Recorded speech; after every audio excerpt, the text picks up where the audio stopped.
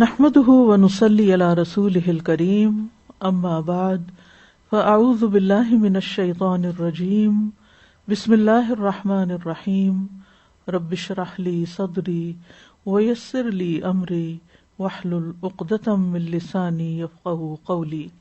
عن ابي موسى رضي الله عنه قال قال النبي صلى الله عليه وسلم مثل الذي يذكر ربه والذي لا يذكر ربه مثل الحي والمیت. کتاب الدعوات. ابو موسیٰ رضی اللہ عنہ روایت کرتے ہیں نبی کریم صلی اللہ علیہ وسلم نے فرمایا اس شخص کی مثال جو اپنے رب کو یاد کرتا ہے اور جو اپنے رب کو یاد نہیں کرتا زندہ اور مردہ جیسے ہے.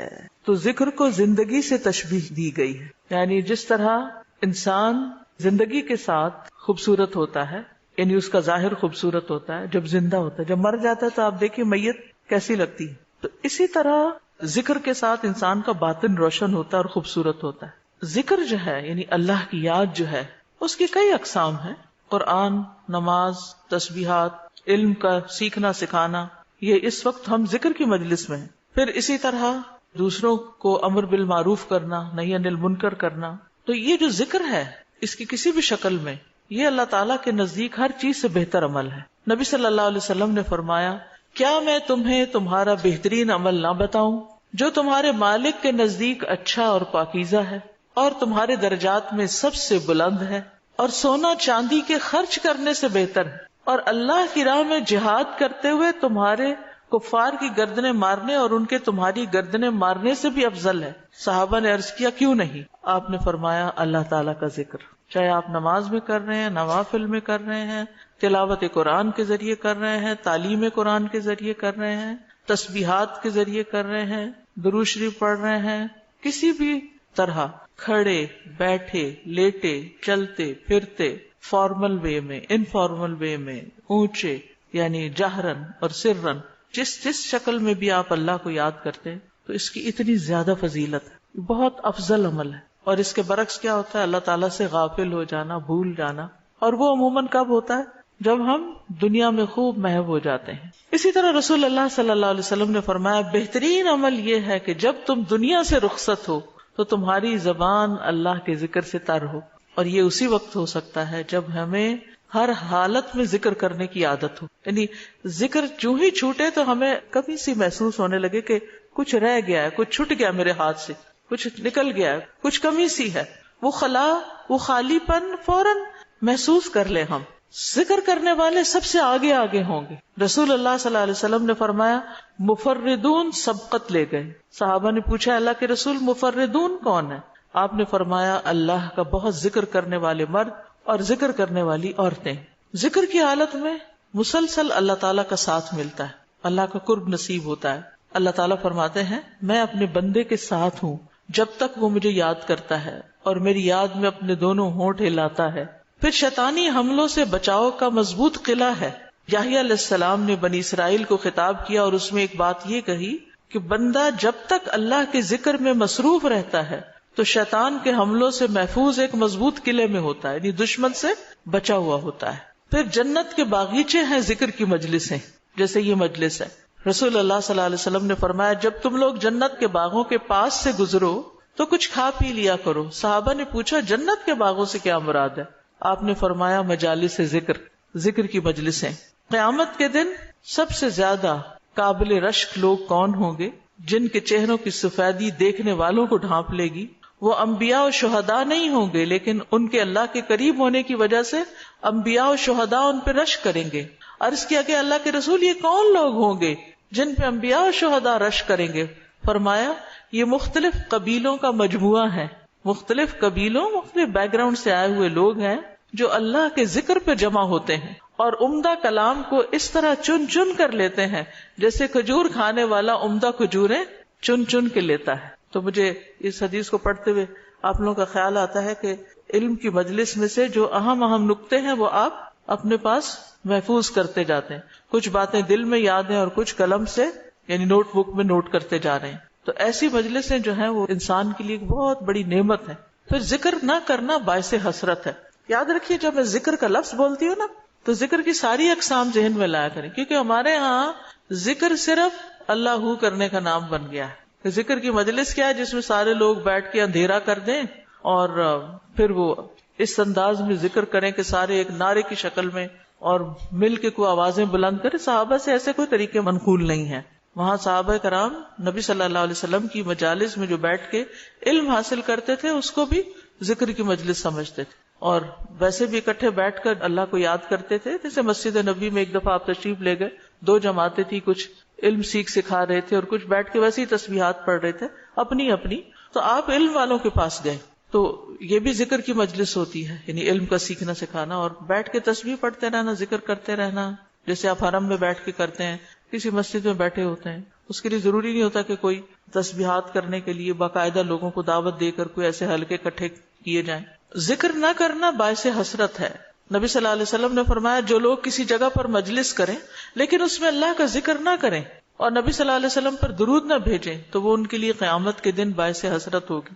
اگرچہ وہ اجر و ثواب کی بنیاد پر جنت میں داخل ہو جائیں گے لیکن انہیں حسرت ہوگی کہ ہم نے یہ وقت کیوں گنوا دیا. ذکر نہ کرنے والے بدترین مخلوق ہیں، بد نصیب لوگ ہیں. عمر ابن ابسہ سے روایت ہے، رسول اللہ صلی اللہ علیہ وسلم نے فرمایا جب بھی سورج چڑھتا ہے اللہ عز و جل کی ہر ایک مخلوق اللہ عز و جل کی تسبیح اور حمد و ثنا بیان کرتی، یعنی صبح ہوتے ہی ساری مخلوق ذکر میں لگ جاتی. لیکن شیطان اور اولاد آدم میں سے آتا قسم کے لوگ ذکر نہیں کرتے.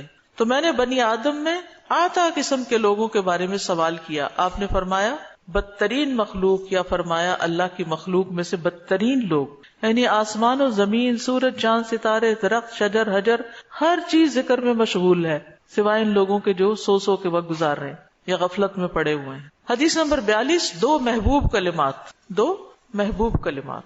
عن ابی ہریرہ رضی اللہ عنہ قال قال النبی صلی اللہ علیہ وسلم کلمتان حبیبتان الی الرحمن خفیفتان علی اللسان ثقیلتان فی المیزان سبحان اللہ وبحمدہ سبحان اللہ العظیم. کتاب التوحید. ابو ہریرہ رضی اللہ عنہ روایت کرتے ہیں نبی کریم صلی اللہ علیہ وسلم نے فرمایا 2 کلمے رحمان کو بہت محبوب ہیں، زبان پر بہت ہلکے ہیں لیکن قیامت کے دن ترازو میں بہت بھاری ہوں گے. سبحان اللہ و بحمدہ سبحان اللہ العظیم. اللہ اپنی حمد کے ساتھ پاک ہے، اللہ پاک ہے جو بہت عظمت والا ہے. تو جیسے ہم جانتے ہیں کہ نفلی عبادت میں افضل عمل اللہ کا ذکر ہے، تو یہاں پر اس ذکر کی خاص شکل بتائی گئی کہ اللہ تعالیٰ کی حمد و ثنا اور پاکی بیان کرنا. سبحانہ کا مطلب کیا ہوتا ہے کہ وہ پاک ہے. تو جس کلام میں، جس ذکر میں اللہ تعالیٰ کی پاکی بیان کی جائے، تسبیح بیان کی جائے اور حمد و ثنا بیان کی جائے، وہ اللہ تعالیٰ کا چنا ہوا کلام ہے. رسول اللہ صلی اللہ علیہ وسلم سے سوال کیا گیا کون سا کلام افضل ہے؟ آپ نے فرمایا جو اللہ نے اپنے فرشتوں اور بندوں کے لیے چنا. کیا فرمایا؟ جو اللہ نے اپنے فرشتوں اور اپنے بندوں کے لیے چنا. سبحان اللہ و بحمدہ. ٹھیک ہے، سبحان اللہ و بحمدہ. یہ تمام مخلوق کی نماز ہے، تمام مخلوق کی نماز ہے.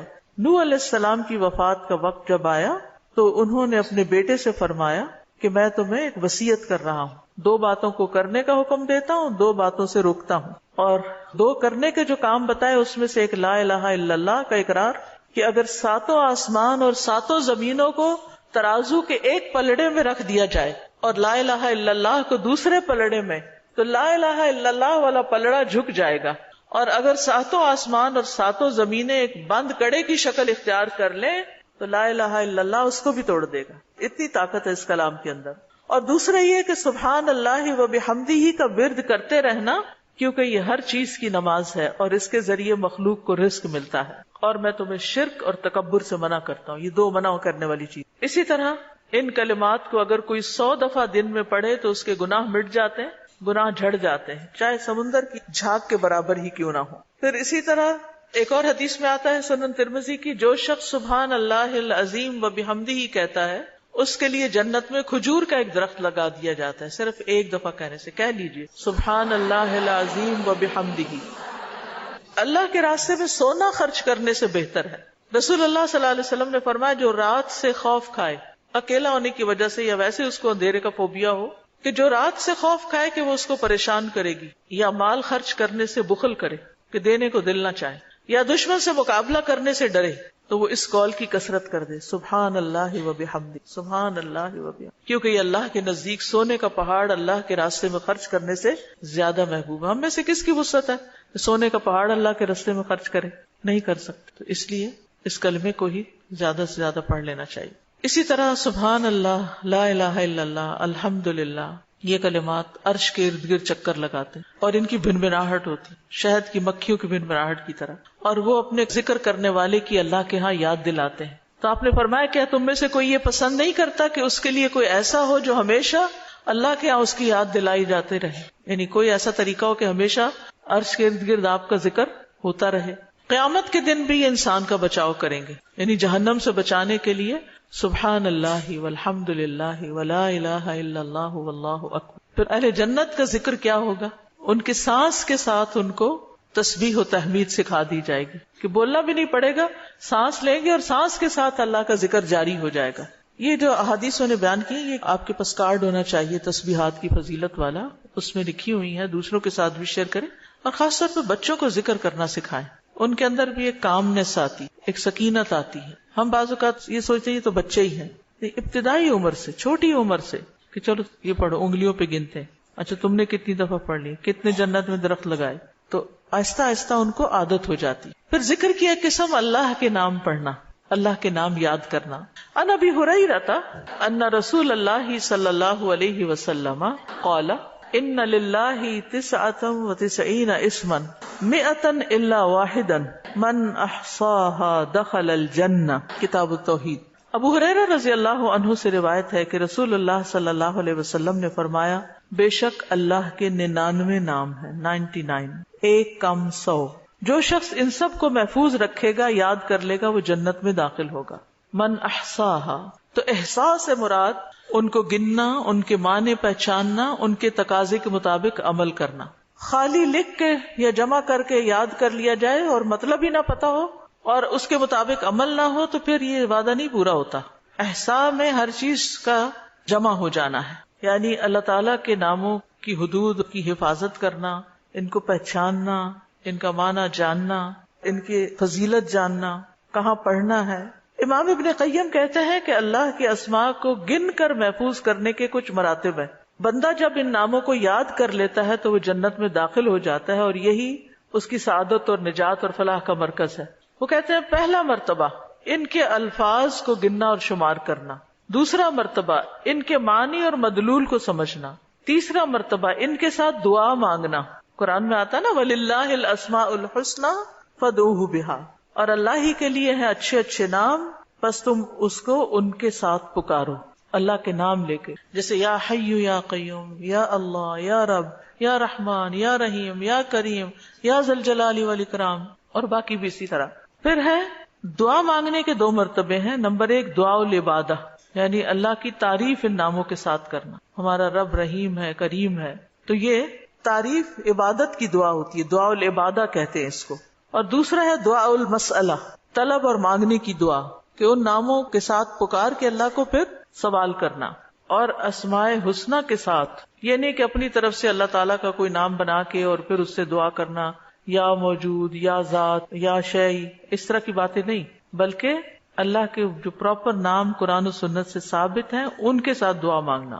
تو یاد رکھیے کہ اللہ کی پہچان یہ علم کا پہلا مرتبہ ہے۔ سب سے پہلے جس کو جاننا چاہیے، جس کے بارے میں ہمیں معلوم ہونا چاہیے کہ وہ کون ہے، وہ اللہ رب العزت۔ فَاعْلَمْ أَنَّهُ لَا إِلَٰهَ إِلَّا هُوَ، جان لو کہ اللہ کے سوا کوئی الہ نہیں۔ یہ علم ہر ایک پر فرض ہے کہ ہمارا خالق کون ہے، ہمارا مالک کون ہے، ہمارا رازق کون ہے، ہمارا معبود کون ہے، ہماری مشکل کشا کون ہے، ہمارا حاجت روا کون ہے، اور جو بھی اللہ تعالیٰ کے باقی نام ہے، پہچان ہے۔ یہ علم تمام علوم سے افضل ہے، کیونکہ جب ایک انسان، کوئی بچہ، بوڑھا، جوان اللہ تعالیٰ کو جان لیتا ہے نا، تب ہی اس کی زندگی درست ہوتی، تب ہی اس کو واقعی ہدایت ملتی، تبھی وہ اللہ کے لیے سب کچھ کرتا ہے، تبھی اس کے اندر تقویٰ پیدا ہوتا ہے، تبھی وہ حلال حرام کی تمیز کرتا ہے، کیونکہ یہ سب کچھ کرنا اس کے لیے اللہ نے اپنی عبادت کے لیے پیدا کی، اور اگر ہم اللہ ہی کو نہیں پہچانتے تو عبادت کس کی کر رہے ہیں؟ تو پہلا کام اللہ کی پہچان ہے، اللہ کی معرفت ہے۔ خود بھی اور اپنی آل اولاد کو بھی اور اپنے آس پاس کے لوگوں. اور اللہ کی پہچان کے لیے اللہ کے ناموں کا علم حاصل کرنا ضروری. پھر اس سے ایمان میں بھی اضافہ ہوتا ہے. جتنا جتنا آپ اللہ کو زیادہ جانتے چلے جاتے ہیں اتنا اتنا آپ کا ایمان بڑھتا ہے. اسی لیے اس کو اشرف العلوم کہا گیا ہے کہ تمام علوم کا سردار ہے یہ. پھر اسی طرح اللہ تعالیٰ کے ناموں کو پڑھنے، یاد کرنے، جاننے، سمجھنے کے بارے میں کچھ اصول و قواعد ہیں. اس میں پہلی بات یہ کہ اللہ کے تمام نام توقیفی ہیں، اس میں عقل کی کوئی گنجائش نہیں، یعنی بذریعہ وحی معلوم ہوئے. ہم اپنے پسند سے اللہ کا کوئی نام نہیں رکھ سکتے. یعنی آپ یہ نہیں کہہ سکتے کہ مجھے اللہ سے بڑی محبت ہے تو میرا دل چاہتا ہے میں اللہ تعالیٰ کا یہ نام رکھ دوں، خود سے کوئی رکھ دوں. یہ نہیں کر سکتے آپ. ٹھیک ہے، کسی انسان کو، کسی بشر کو، کسی جن کو، کسی فرشتے کو یہ اختیار نہیں کہ وہ اپنی مرضی پسند سے اللہ کا کوئی نام رکھ دے اور اس سے اس کو پکارنا شروع کر دے اور اس کی لاجک صرف یہ دے کہ یہ تو محبت کی بات ہے اور میں محبت سے یوں پکارتی ہوں اللہ کو. نہیں، اس کی اجازت نہیں. کیونکہ جتنا اللہ تعالیٰ خود اپنے آپ کو جانتا ہے ہم نہیں جانتے، اور جتنا اس نے چاہا ہمیں اپنے بارے میں علم دیا اور وہ علم بھی نبی صلی اللہ علیہ وسلم کے ذریعے ہم تک پہنچا ہے، تو اس کو حاصل کرنے کی کوشش کریں. پھر اسی طرح دوسری بات یہ کہ اس بارے میں کتاب و سنت سے آگے نہ بڑھیں. عقل، رائے، خواہش. امام احمد کہتے ہیں اللہ کی صفت نہیں بیان کی جائے گی مگر وہی جو خود اس نے اپنی ذات کی بیان فرمائی ہے یا رسول اللہ صلی اللہ علیہ وسلم نے بیان کی ہے. ہم قرآن و سنت سے آگے نہیں بڑھیں گے، خود یا کسی عالم یا کسی اور انسان کے بتائے ہوئے نام کے مطابق نہیں کام کریں گے. پھر اگلی بات یہ کہ اللہ کے ناموں میں الحاد سے بچنا چاہیے. الحاد سے، الحاد کا مطلب کیا ہے؟ سیدھے رستے سے ہٹ جانا. لحد ہوتی ہے نا وہ قبر جو بغلی قبر ہوتی ہے، نیچے گڑھا کھودتے کھودتے سائڈ پہ قبر کھودنا شروع کر دیں. تو اس کی بہت سی صورتیں ہو سکتی، جیسے اللہ کے کسی نام کا انکار کر دیا جائے یا نام جن صفات پر دلالت کر رہے ہیں ان کا انکار کر دیا جائے، جیسے امت میں کچھ ایسے فرقے گزرے ہیں کہ جو یہ کام کرتے رہے ہیں. پھر اسی طرح بغیر تحریف، تعطیل، تکییف اور تمثیل کے اسماء و صفات پر ایمان لانا ضروری. تحریف یعنی خود تبدیلی کرنا، تعطیل یعنی کسی صفت کو معطل کر دینا، تکییف کسی کیفیت کو بتانا، تمثیل یعنی مثال بیان کرنا. ان چیزوں سے بچنا چاہیے. پھر ایک اہم بات یہ بھی یاد رکھیے کہ 99 تو ہمیں بتایا گیا کہ اتنے تو کم از کم یاد کر لو، لیکن یہ یاد رکھیے اللہ کے صرف 99 نیمز نہیں ہیں، وہ اس سے زیادہ ہیں. اس لیے بعض کتابوں میں آپ کو زیادہ بھی ملیں گے، لیکن یہاں مراد کیا ہے کہ یعنی اتنے تو زبانی یاد کر سکتا ہے انسان یا آسانی سے ہر ایک کو معلوم ہو ہی سکتے ہیں.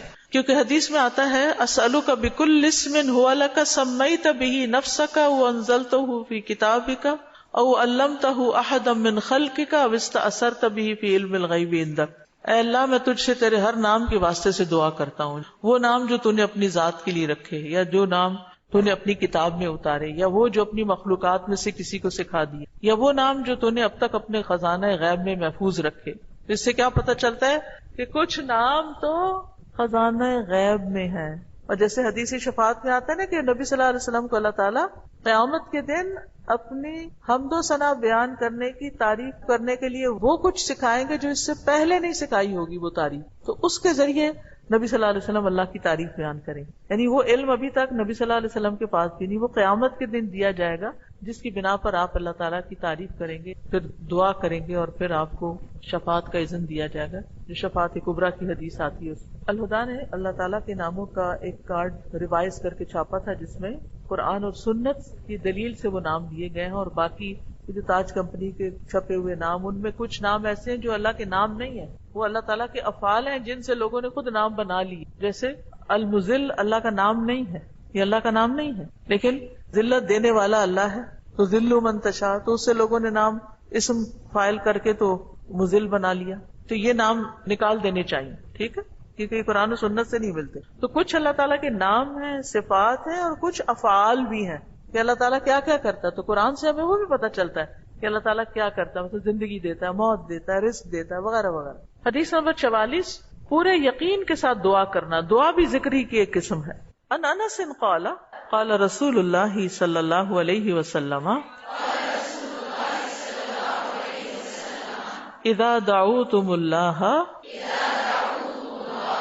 فاعظموا فی الدعاء ولا یقولن احدکم ان شئت فاعطنی فإن اللہ لا مستکرہ لہ. انس رضی اللہ عنہ روایت کرتے ہیں کہ رسول اللہ صلی اللہ علیہ وسلم نے فرمایا جب تم اللہ کو پکارو تو پکارنے میں عزم رکھو، یعنی اچھی طرح پکارو، اور تم میں سے ہرگز کوئی یوں نہ کہے کہ اگر تو مجھے چاہے تو عطا کر دے اور چاہے تو نہ کرے. یعنی لکھا ہوا نہیں یہاں، لیکن مطلب یہی بنتا ہے کیونکہ اللہ کو کوئی بھی مجبور نہیں کر سکتا. ٹھیک ہے، تو یہاں دعا مانگنے کا ادب سکھایا گیا ہے کہ دعا پورے یقین کے ساتھ مانگنی چاہیے. یا اللہ تو دے سکتا ہے، تو مجھے عطا کر. یہ نہ کہے تو چاہے تو عطا کر، وہ تو دینے پہ قادر ہے. اس سے پورے یقین اور عزم کے ساتھ دعا کریں. اسی طرح دعا مانگنے کے کچھ اور آداب بھی ہیں. مسئلہ یہ ہے کہ غافل دل سے دعا نہ کریں، کیونکہ اللہ تعالیٰ بے پرواہ دل کی دعا قبول نہیں کرتا. پھر یقین سے دعا کریں کہ قبولیت کا یقین ہو کہ نہیں اللہ تعالیٰ سنتا ہے. یہ نہیں پتہ نہیں سنے گا کہ نہیں، بہت مانگی ہے ابھی تک تو ہماری بات نہیں مانی گئی، پتہ نہیں آگے کیا ہوگا، میری تو سنتا ہی نہیں. نعوذ باللہ ایسی باتیں نہیں کرنی چاہیے. آپ کہ اللہ آپ کے تو بس میں ہے سب کچھ، آپ تو سب کچھ کر سکتے ہیں. پھر اسی طرح بغیر ہچکچاہٹ کے رب سے دعا کرنی چاہیے. کس سے؟ بغیر ہچکچاہٹ کے، پورے یقین سے. نبی صلی اللہ علیہ وسلم نے فرمایا جب تم میں سے کوئی آدمی اللہ کے سامنے اپنی خواہش کا اظہار کرے تو وہ زیادہ سے زیادہ مانگے، کیونکہ وہ اپنے رب سے مانگ رہا ہوتا ہے عز و جل سے، وہ سب کچھ کر سکتا ہے. پھر خشوع و خضوع اور عاجزی سے مانگے. ادعوا ربکم تضرعا وخفیا انہ لا يحب المعتدین. پھر گریہ و زاری، رو دھو کے مانگے. آپ دیکھیں کس طرح بچے جب انہیں کوئی چیز چاہیے ہوتی ہے تو بلا وجہ بھی رونا شروع کر دیتے ہیں. تکرار اور اصرار سے دعا کریں. نبی صلی اللہ علیہ وسلم بعض اوقات 3 بار ایک دعا دہراتے تھے. آپ نے فرمایا جس شخص نے 3 بار اللہ سے جنت مانگی تو جنت کہتی ہے اللہ اسے جنت میں داخل کر دے، اور جو شخص 3 مرتبہ آگ سے پناہ مانگے تو دوزخ کہتی ہے اللہ اس کو آگ سے پناہ دے دے. پھر دعا میں جلد بازی نہ کرے. تو بندہ جب تک جلد بازی نہ کرے دعا قبول کی جاتی رہتی. یعنی جلد بازی کیا کہ مایوس ہو کے انسان تھک جائے اور دعا مانگنا چھوڑ دے، یہ نہیں ہونا چاہیے.